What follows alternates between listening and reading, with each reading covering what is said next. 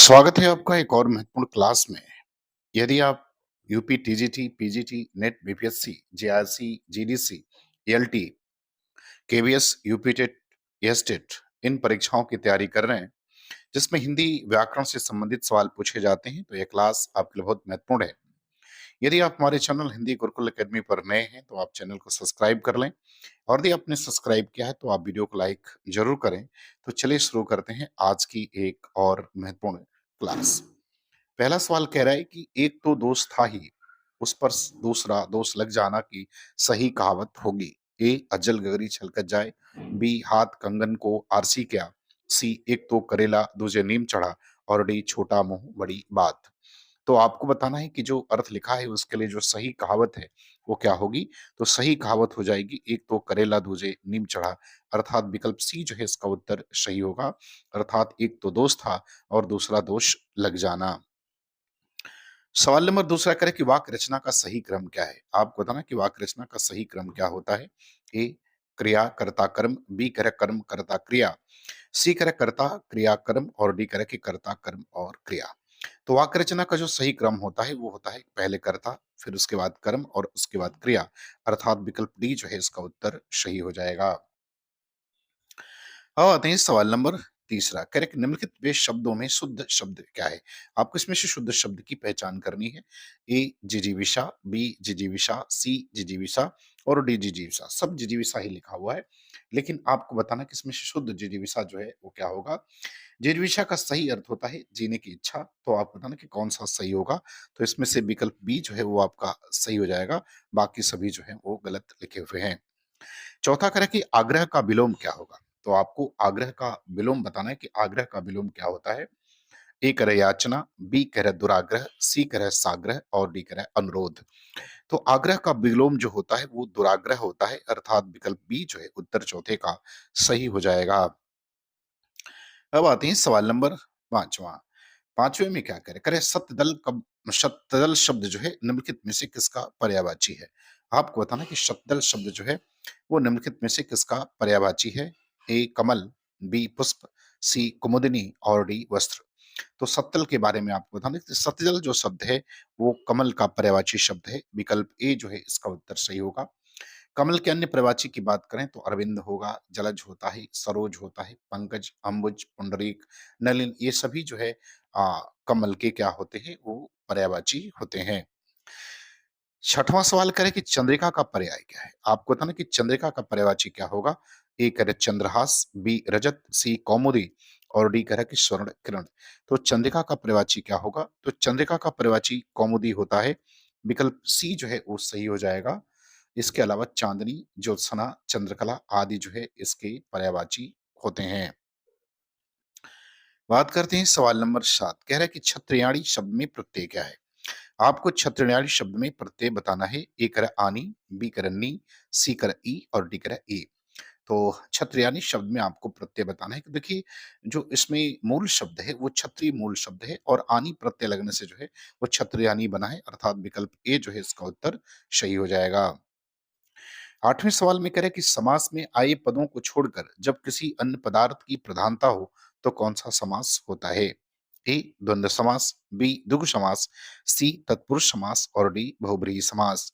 तो आपको ये बताना है कि जिस समासिक का शब्द में अन्य पद की प्रधानता हो तो वहां बहुब्रीहि समास होता है, विकल्प डी जो है इसका उत्तर आठवें का क्या होगा वो सही हो जाएगा। प्रथम पद अव्ययीभाव समास होता है, द्वितीय पद तत्पुरुष कर्मधारय और द्विगु तीनों हो जाते हैं। दोनों पद की प्रधानता द्वंद्व में होती है और अन्य पद की प्रधानता जो है वो बहुब्रीहि समास में होती है। बात करते हैं सवाल नंबर 9 की।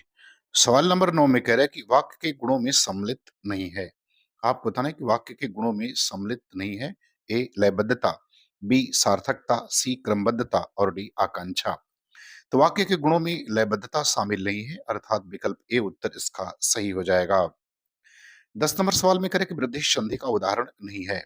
आपको बताना है कि इसमें से कौन सा शब्द जो है वो वृद्धि संधि का उदाहरण नहीं है। ए कह रहा है शिशवाक्य, बी कह रहा है विश्वाक्य, सी कह रहा है मतैक्य और डी कह रहा है एकैक। तो आपको ये बताना है कि इसमें कौन सा शब्द जो है वो वृद्धि संधि का उदाहरण नहीं है। तो जो उदाहरण इसमें अ, वृद्धि संधि का नहीं है वो आपका शिशुवाक्य नहीं है, अर्थात विकल्प ए जो है वो सही हो जाएगा। ये शिशुधन ऐक्य बनता है, अर्थात यह जो है यण संधि का उदाहरण है, ये वृद्धि संधि का उदाहरण नहीं है। अब आते हैं सवाल नंबर 11, करें इनमें से कौन सा शब्द सदैव बहुवचन में प्रयुक्त होता है? आपको बताना कि कौन सा शब्द सदैव बहुवचन में प्रयुक्त होता है? ए प्राण, बी भक्ति, सी शिशु और डी पुस्तक। तो सदैव बहुवचन में प्रयुक्त होने वाला शब्द जो है वो प्राण है, अर्थात विकल्प ए उत्तर जो है इसका सही हो जाएगा। वचन में कुछ ऐसे शब्द हैं जो सदैव बहुवचन में प्रयोग होते हैं, जैसे लोग, दर्शन, आंसू, दाम, ऊंट, अक्षत आदि। ये शब्द जो है वो बहुवचन में प्रयोग होते हैं। 12 नंबर सवाल में करें कि निम्नलिखित शब्दों में से पुल्लिंग शब्द का चयन कीजिए। आपको इसमें से पुल्लिंग शब्द की पहचान करनी है कि कौन सा शब्द पुल्लिंग है। ए सूची पत्र, बी किताब, सी गंगा और डी संसद। तो इसमें से कौन सा शब्द पुल्लिंग है? तो वो सूची पत्र शब्द जो है वो पुल्लिंग है, विकल्प ए। बाकी सभी जो है वो स्त्रीलिंग शब्द हैं। बात करते हैं सवाल नंबर 13। 13 में कह रहा है कि हिंदी में शब्दों का लिंग निर्धारण किसके आधार पर होता है? निम्नलिखित विकल्पों में से सही विकल्प को चिन्हित कीजिए। तो आपको क्या बताना है? आपको बताना है कि हिंदी में जो है वो शब्दों का जो लिंग निर्धारण है वो किसके आधार पर होता है? ए संज्ञा, बी विशेषण, सी क्रिया और डी सर्वनाम। तो हिंदी में जो लिंग निर्धारण होता है वो संज्ञा के आधार पर होता है, अर्थात विकल्प ए जो है इसका उत्तर सही हो जाएगा। 14 में कह रहा है कि बुढ़ापा शब्द में कौन-सी संज्ञा है? आपको बताना है कि बुढ़ापा शब्द जो है वो किस संज्ञा का उदाहरण है? ए भाववाचक, बी समूहवाचक, सी व्यक्तिवाचक और डी जातिवाचक। तो बुढ़ापा शब्द में कौन-सी संज्ञा है? तो ये भाववाचक संज्ञा का उदाहरण है, बूढ़ा शब्द से बना हुआ है, अर्थात विकल्प ए उत्तर इसका सही होगा। बात करते हैं सवाल नंबर 15। 15 में कह रहा है कि निम्नलिखित में से क्या अविकारी शब्द का एक भेद नहीं है? आपको बताना है कि निम्नलिखित में से क्या अविकारी शब्द का एक भेद नहीं है? ए विशेषण, बी क्रिया विशेषण, सी समुच्चय बोधक और डी संबंध बोधक। तो आपको ये बताना है कि इनमें से कौन सा जो है वो अविकारी शब्द का भेद नहीं है, तो वो विशेषण जो है ये अविकारी का भेद नहीं है, ये जो है विकारी शब्द का भेद है। 16 में कह रहा है कि निम्नलिखित में से कौन सी ध्वनियां अयोगवाह है? आपको अयोगवाह के बारे में इसमें बताना है। ए करे अ आ, बी क ख, सी अंग अह और डी ई द। तो आपको बताना कि कौन सा जो है कौन सी ध्वनियां इसमें से अयोगवाह हैं? तो अयोगवाह ध्वनियां अंग और आ हैं, अर्थात विकल्प सी जो है उत्तर इसका सही हो जाएगा। बात करते हैं सवाल नंबर 17। 17 में करें कि निम्नलिखित में से किस वाक्य में भविष्यत काल है? आपको बताना कि किस वाक्य में भविष्यत काल है। ए करे मैं आपका आभारी हूँ, बी करे मैं आपकी प्रतीक्षा करूंगा, सी करे कि मैंने एक पेड़ काट लिया और डी करे कि मैं पुस्तक पढ़ने वाला था। तो आपको बताना कि इसमें से कौन सा वाक्य जो है भविष्यत काल का उदाहरण है। सवाल नंबर 17। तो मैं आपकी प्रतीक्षा करूंगा, अर्थात विकल्प बी जो है वो भविष्यत काल का इसमें उदाहरण है। बात करते हैं सवाल नंबर 18। कह रहा है वो अगले साल आएगा, इस वाक्य में कौन सा कारक है? आपको बताना है कि वह अगले साल आएगा, इसमें कौन सा कारक है? ए कर्म कारक, बी अपादान कारक, सी संबंध कारक और डी अधिकरण कारक। वह अगले साल आएगा, अर्थात क्रिया का समय बता रहा है, तो इसमें कारण कारक जो हो जाएगा वो अधिकरण कारक हो जाएगा, अर्थात विकल्प जो है वो डी उत्तर 18 का सही होगा। 19 में कह रहा है कि मेरठ, सहारनपुर, बिजनौर किस बोली के क्षेत्र में आते हैं? मेरठ, सहारनपुर और बिजनौर ये किस बोली के क्षेत्र में आते हैं? ए खड़ी बोली, बी ब्रजभाषा, सी कन्नौजी और डी अवधी। तो देखें मेरठ, सहारनपुर, बिजनौर जो है ये सभी खड़ी बोली के अंतर्गत आते हैं और इसका दूसरा नाम कौरवी भी है। सवाल नंबर 20 कह रहा है कौन सी लिपि दाएं से बाएं ओर लिखी जाती है? आपको बताना कि कौन सी लिपि दाएं से बाएं ओर लिखी जाती है। ए रोमन, बी देवनागरी, सी फारसी और डी रूसी। तो 20वें सवाल का उत्तर आपको देना है कि कौन सी लिपि जो है वो दाएं से बाएं ओर लिखी जाती है। तो फारसी लिखी जाती है, अर्थात विकल्प सी उसका उदाहरण जो है वो उत्तर आपका क्या होगा वो सही हो जाएगा। 21 में कह रहे कि मैं सुकुमारी नाथ बन जोगू, ये नाच नहीं है ये नाथ है। मैं सुकुमारी नाथ बन जोगू इस पंक्ति में कौन सा अलंकार है? आपको ये बताना है। ए शबंग श्लेष, बी अभंग श्लेष, सी श्लेष वक्रोक्ति और डी कह रहा है कि काकू वक्रोक्ति।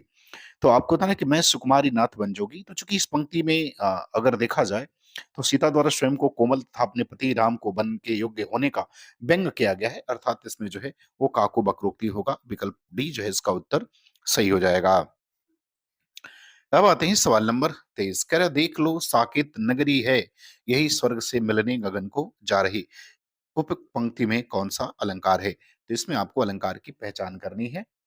तो असंगति पहला कह रहा है, बी अतिशयोक्ति, सी प्रांतिमान, प्रांतिमान नहीं, ये भ्रांतिमान होगा। भ्रांतिमान और डी कह रहा है विभावन अलंकार। तो 22 में आपको बताना है कि इसमें कौन-सा अलंकार होगा? देख लो साकेत नगरी, यही स्वर्ग से मिलने गगन को जा रही। तो इसमें अतिशयोक्ति अलंकार होगा, अर्थात विकल्प बी जो है इसका उत्तर क्या होगा? वो सही हो जाएगा। जहाँ किसी का वर्णन इतना बढ़ा-चढ़ा कर किया जाए कि सीमा या मर्यादा का उल्लंघन हो जाए, वह अतिशयोक्ति अलंकार होता है। सवाल नंबर 23 में कह रहा है कि जन्म सिंधु पुनि बंध विष दीन मलिन सकलंक सिय मुख समता पाँव किमी चंद्र बाकरो रंग। इस उद्धरण में कौन सा अलंकार है आपको ये बताना है। एक है असंगत, बी व्यतिरेक, सी अनन्वय और डी प्रतीप अलंकार। तो आपको था ना कि इसमें कौन सा जो है वो अलंकार है। तो जब उपमेय को बड़ा तथा उपमान को छोटा दिखाया जाए और साथ ही उसका कारण भी बताया जाए, तो हाँ, व्यतिरेक अलंकार होता है, अर्थात विकल्प बी जो है इसका उत्तर क्या होगा, वो सही हो जाएगा। सवाल नंबर 24 कह रहा है, रहीमन पानी राखिए बिनु पानी सब सून, पानी गए न उबरे मोती मानुष सून। इन पंक्तियों में किस छंद का प्रयोग हुआ है आपको ये बताना है। ए दोहा, बी गीतिका, सी चौपाई और डी कवित्त। तो 24 नंबर सवाल में आपको बताना है कि इस प्रश्न में किस अ, छंद का जो है प्रयोग किया गया है, इसमें कौन सा छंद है, उसका कौन सा उदाहरण है आपको बताना है। तो इसमें जो है वो दोहा छंद का ये उदाहरण है। विकल्प ए जो है इसका उत्तर सही हो जाएगा। यह एक अर्ध सम मात्रिक छंद है। प्रथम और तृतीय चरण में 13 तथा और द्वितीय और चतुर्थ चरण में जो है वो 11-11 मात्राएं इसमें होती हैं। 25 में कह रहे हैं कि नैनों का नैनों से गोपन प्रिय संभाषण में कौन सा रस है। नैनों का नैनों से गोपन प्रिय संभाषण, इसमें कौन सा रस है ये आपको बताना है। ए कह रहे श्रृंगार, बी करुण, सी वीर और डी कह रहे शांत। तो 25वें प्रश्न का उत्तर आपको बताना है कि इसमें कौन-सा रस जो है होगा। तो इसमें जो है वो श्रृंगार रस की निष्पत्ति है, अर्थात विकल्प ए जो है इसका उत्तर सही हो जाएगा। बात करते हैं सवाल नंबर 26 की। 26 में क्या कह रहा है? सवाल नंबर 26 में कह रहा है कि हम हारी कह के हाँहाँ, पाइन पारियों प्योरु, लेव कहाँ उजहू किए, ती तरररियों त्योरु। बिहारी का ये दोहा है। इस दोहे में कौन-सा रस है आपको ये बताना है। ए करें संयोग श्रृंगार, बी वीर रस, सी विप्लम श्रृंगार और डी करें कि हास्य रस जो है इसमें है। तो आपको बताना कि ये किस रस का उदाहरण है। तो यह जो है आपके विप्रलम्ब श्रृंगार का उदाहरण है। जो नायिका है उसकी सखियाँ झुँझुला कर उससे कहती हैं कि हम लोग हाँ-हाँ करके तुम्हें जो है तुम्हारी अनुनय विनय करके थक गई हैं। इतना ही नहीं, हमने प्रियतम को तुम्हारे चरणों पर गिराकर क्षमा भी माँग दी। लेकिन तुम चाहती को अभी भी तुम जो है अपने तेवर से रोषयुक्त नहीं हो, अर्थात इसमें जो है वो विपलम श्रृंगार का क्या किया गया है, वर्णन जो है वो किया गया है। बात करते हैं सवाल नंबर 27 का है, भरत मुनि ने रसों की संख्या कितनी मानी है? तो आपको भरत मुनि के अनुसार रसों की संख्या बतानी है कितनी है? 8, 9, 11 और 10। तो भरत मुनि ने रसों की संख्या 8 मानी है, विकल्प ए उत्तर इसका सही हो जाएगा। बात करते हैं सवाल नंबर 28 में कह रहा है कि अपस्मार ये क्या है? आपको बताना है कि अपस्मार जो है वो क्या है? ए करें कि एक प्रकार का उपमान जिसमें उपमेय की हेयता सिद्ध की जाती है। बी करें संचारी भाव का एक प्रकार है। सी करें कि आधुनिक रसाचार्यों द्वारा खोजा गया एक रस है और डी करें कि एक प्रकार का काव्य दोष है। तो आपको इस सवाल का उत्तर देना है कि अपस्मार जो है ये क्या है? तो यह एक प्रकार का संचारी भाव है, अर्थात विकल्प बी जो है इसका उत्तर सही होगा। इसकी संख्या कुल 33 होती है। बात करते हैं सवाल नंबर 29 की। कह रहे आहूत और आहूत शब्द युग्म का उपयुक्त अर्थ क्या होगा? एक कह रहा है यज्ञ हवन, बी कह रहा है हवन सामग्री बुलाना, सी कह रहा है हवन सामग्री हवन और डी कह रहा है बुलाना हवन सामग्री। तो आहूत और आहूत जो शब्द युग्म है इसका अर्थ बताना है। तो इसका अर्थ होता है हवन सामग्री और बुलाना। विकल्प बी उत्तर जो है 29 का सही हो जाएगा। बात करते हैं सवाल नंबर 30। कह रहा है पहचान शब्द जो है इसका तत्सम आपको बताना है। पहचान का तत्सम शब्द क्या होगा ये आपको बताना है। ए कह रहा है कि प्रत्यभिज्ञान और बी कह रहा है प्रज्ञान, सी कह रहा है अभिधान और डी कह रहा है अवधान। तो आपको बताना है कि पहचान शब्द का तत्सम क्या होगा। तो जो पहचान शब्द है इसका तद्भव जो है तत्सम जो है प्रत्यभिज्ञान होगा, अर्थात विकल्प ए जो है इसका उत्तर क्या होगा वो सही हो जाएगा। तो मुझे उम्मीद है कि ये वीडियो आपको पसंद आएगी, अच्छा लगे तो आप चैनल को सब्सक्राइब करें। पूरा वीडियो देखने के लिए आपका बहुत-बहुत धन्यवाद।